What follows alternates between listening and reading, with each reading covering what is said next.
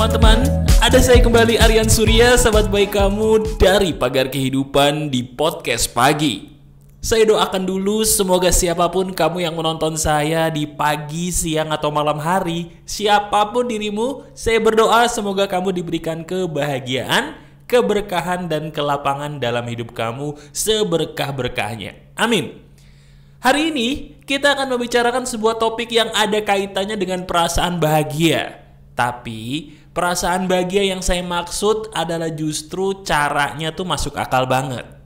Coba, sekarang kamu tuliskan di komentar deh, di bagian paling depan ini, hal apa yang baru-baru aja belakangan ini membuat kamu bahagia? Ada atau tidak? Coba ceritakan kepada teman-teman yang menonton video ini, supaya mereka tahu ternyata ada loh hal yang membuat kamu bahagia. Nah, kalau saya, kebahagiaan itu sebenarnya bisa diciptakan, teman-teman. Tapi sayangnya orang-orang di sekitar kita membagikan cara untuk bahagia itu caranya mohon maaf kadang-kadang terlalu susah atau tidak masuk akal. Cara paling sederhana untuk bahagia, ketahuilah batasan dalam memberikan toleransi kepada orang. Coba, sampai sini dulu deh.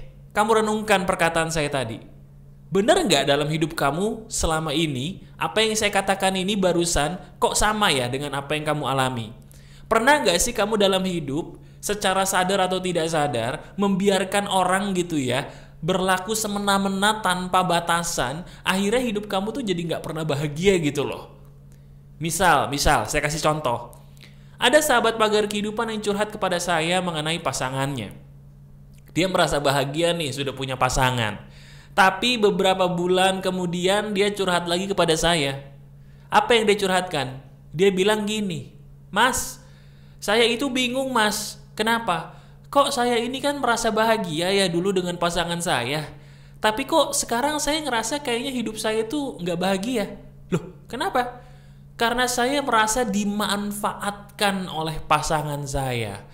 Padahal saya itu sayang banget loh mas sama dia. Saya itu cinta banget sama dia. Saya rela berkorban untuk dia." Kamu tahu apa perkataan saya? Kata saya adalah pret. Bener, pret. Perkataan pret itu bukan sebuah kata yang baru saya ucapkan di hari ini atau di video ini. Sering. Kenapa mas? Kok mas Aryan Surya suka banget dengan kata pret? Karena biasanya termasuk saya juga dulu sama seperti kamu. Pernah memberikan sebuah kebaikan tapi pagernya tuh nggak ada, jebol. Alasannya macem-macem deh.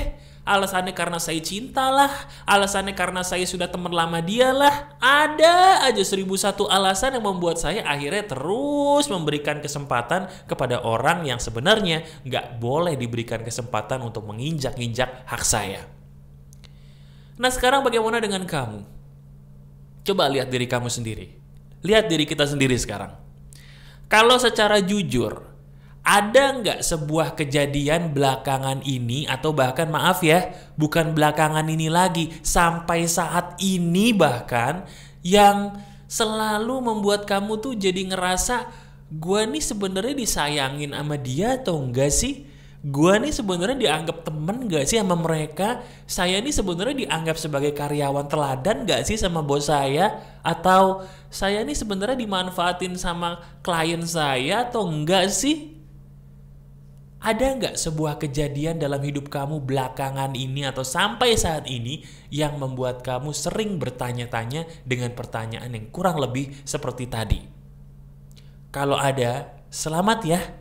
Berarti kamu sama seperti saya dulu, menjadi orang yang terlalu baik sampai akhirnya ditinggalin orang lain. Itu dia sebuah kalimat yang dulu paling pedih buat saya dan mungkin juga paling pedih buat kamu. Coba jujur katakan di komentar juga, ketika dirimu dulu masih ABG, atau kalau kamu sekarang masih muda, masih ABG dan masih belum nikah, saya tanya, betul atau tidak kalimat yang paling nyakitin dari orang lain adalah ketika orang lain ninggalin kita dengan alasan karena kamu terlalu baik buat aku. Jelek. Pernah nggak kamu digituin? Ditinggalin orang dengan alasan karena kamu terlalu baik buat aku, karena kamu terlalu baik buat kita, karena kamu terlalu sempurna buat perusahaan kami. Pernah atau tidak kamu ditinggalkan dengan alasan yang kurang lebih seperti itu? Kalau pernah, berarti kita sama nih. Kita sama-sama menjadi orang yang termasuk ke dalam golongan korban jelek. Tahu korban jelek apa? Yaitu korban yang ditinggalin sama orang lain dengan alasan karena kamu terlalu baik bagiku. Jelek. Aduh, sakit tuh ya. Sakit banget. Dan akhirnya kamu tahu nggak teman-teman apa yang menyadarkan saya dan membuat hidup saya berubah total? Yang membuat saya menjadi sadar dan berubah total dalam hidup adalah sebuah filosofi sederhana. Yaitu kalau beneran cinta nggak mungkin ninggalin. Bener. Filosofi kalau beneran cinta nggak mungkin ninggalin itu berfungsi sangat besar dalam kesuksesan hidup saya. Sekarang saya mau tanya sama kamu, kita gunakan nalar. Kalau diri kamu takut kehilangan teman, ini kita bicara teman dulu nih, pergaulan nih. Mungkin gak sih kalau teman-teman yang beneran sayang sama kamu sebagai sahabatnya, yang betul-betul sahabat, bakal ninggalin kamu karena alasan sepele? Mungkin gak? Mungkin gak sih mereka kalau bener-bener sahabat baik kamu gitu ya, bakal ninggalin kamu hanya karena alasan diri kamu atau diri lu tuh gak sama lagi kayak kita. Diri lu tuh terlalu cuek sama kita, padahal enggak. Diri kamu tuh terlalu udah beda levelnya sama kita-kita, terus mereka ninggalin. Mungkin gak? Apakah mungkin sahabat baik seperti itu? Tidak. Kita bicara soal pasangan sekarang. Mungkin gak sih kalau pasangan itu benar-benar cinta mati sama kamu, dia bakal ninggalin kamu begitu aja dengan alasan remeh-temeh selain selingkuh? Kenapa kamu berubah? Karena kita udah gak cocok lagi, Pret. Kenapa kamu berubah? Karena kamu terlalu baik buat aku, Pret.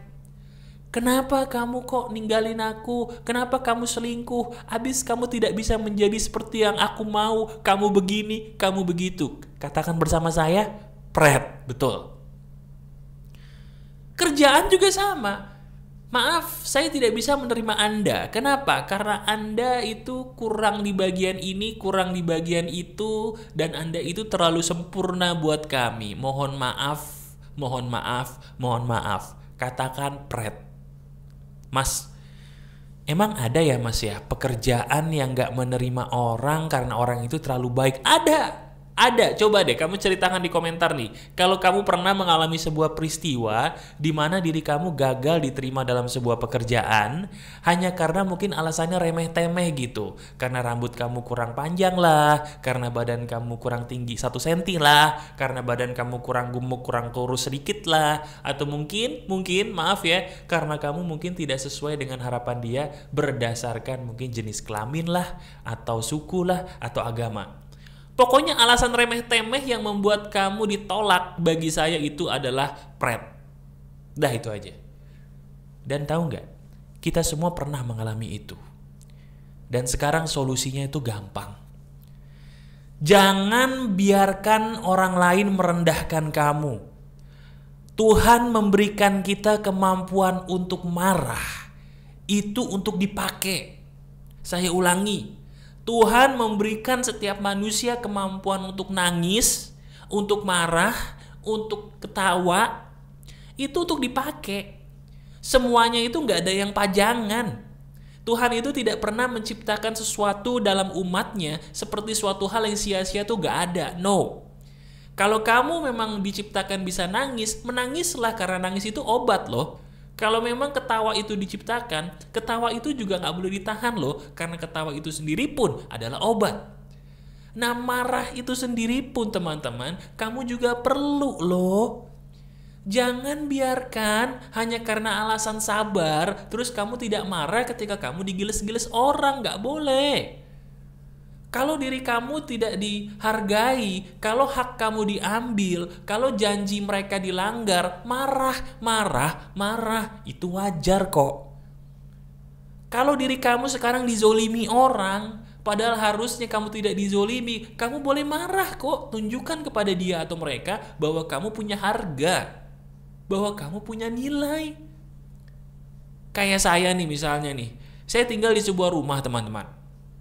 Rumah saya itu berdempetan dengan rumah tetangga. Pernah mungkin atau rumah kamu juga sama ya. Sekarang bayangin deh, tetangga saya ini lagi renovasi.